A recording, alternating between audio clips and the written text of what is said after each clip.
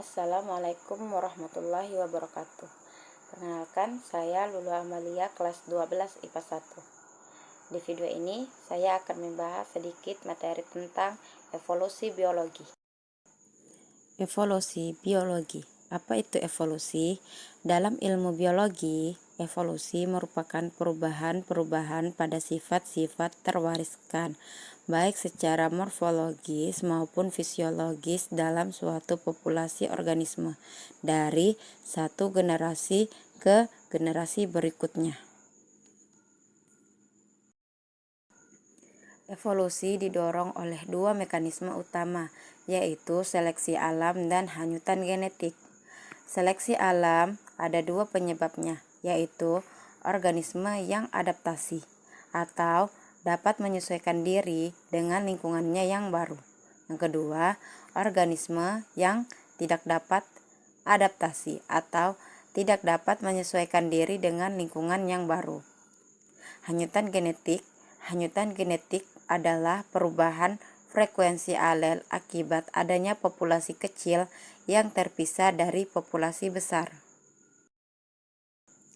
Seleksi alam secara sederhana mengambil prinsip siapa yang kuat ialah yang menang.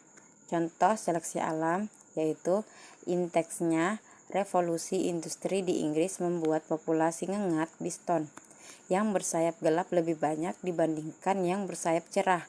Hal ini karena ngengat yang bersayap putih banyak yang tidak mampu bertahan menghadapi kondisi populasi asap dan debu industri.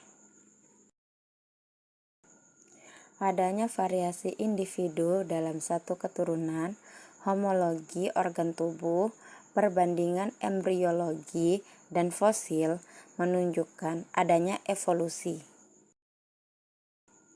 Masuk ke faktor terjadinya spesies baru. Faktor penentu terbentuknya spesies baru adalah isolasi. Isolasi mencegah terciptanya kembali keseragaman antar spesies melalui hibridasi.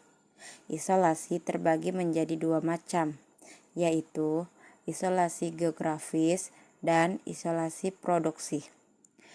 Isolasi geografis adalah terpisahnya suatu populasi akibat penghalang yang berupa kondisi alam.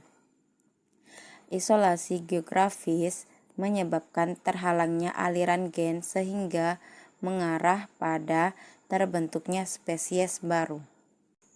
Sedangkan isolasi reproduksi merupakan faktor-faktor biologis yang menghalangi anggota dari dua spesies yang berbeda untuk menghasilkan keturunan yang viabel dan fertil. Isolasi reproduksi terdiri dari dua faktor umum, yaitu isolasi prazigotik dan isolasi pasca zigotik. Nah, kita bahas isolasi prazigotik. Isolasi prazigotik adalah hambatan-hambatan yang mencegah terbentuknya zigot. Adanya hambatan ini pada akhirnya dapat menimbulkan spesies baru. Contoh spesies dari isolasi ini adalah yang terjadi pada udang pistol.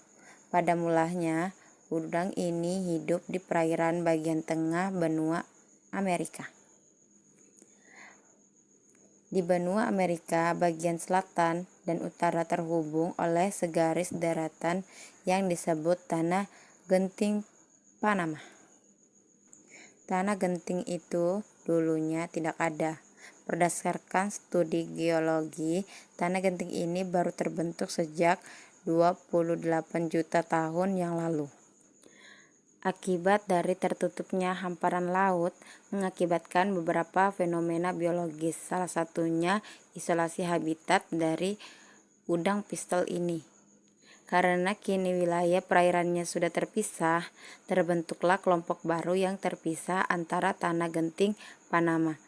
Kelompok udang pistol yang tinggal di lautan bagian Samudra Pasifik dan udang yang tinggal di wilayah Samudra Atlantik.